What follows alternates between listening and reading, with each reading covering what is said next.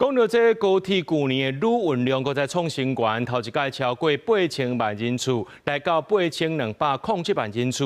这营运要到20年的这高铁呢，累积的总运量今年3月有机会超过10亿人次。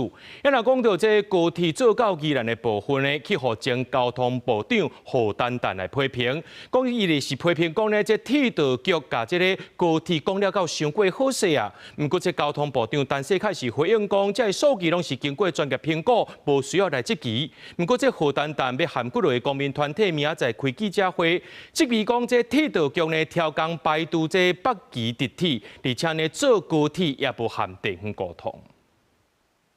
车站内的人来来去去，无论商务也是回乡，长途也是短途，愈来愈侪愈去。坐高铁路南上北，尤其去年的旅运量创新高，头一摆突破8000万人次，来到8207万人次。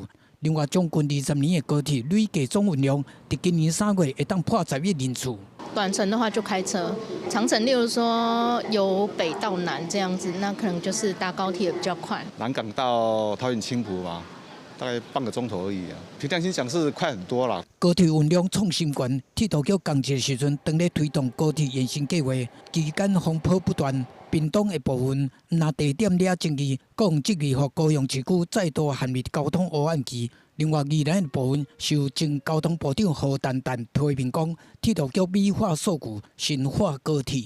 贺成部长有担任过交通部的部长，交通部的数据可不可以过度美化？他应该相当的清楚。他在部长任内的所有的数据有被美化过吗？好，应该不会啦。哈，我认为交通部所有铁道局所提出来的数据都是有依据。面对质疑，交通部长陈世凯讲，铁道局的数据拢有根据，而且有找专家学者做伙评估，强调相关计划专业甲理性评估，无需要来质疑。欢迎关心高铁延伸议题的人，会当理性就现实面来讨论。可能陈部长还没有机会去看看说108年当初铁道局所提出来的建议，跟他现在高铁的变动，这里面这个消长有多少事情是基于事实，有多少是要继续去美化政策上的这个交办。专业上面还没有经过完整的了解以前，我们也希望陈部长不要贸然就已经下了结论了。之前的可行性研究的报告，竟然跟现在刚刚审定通过没多久的综合规划报告内容是完全一致的。从这个就可以完全看出来，就是先射箭再画靶。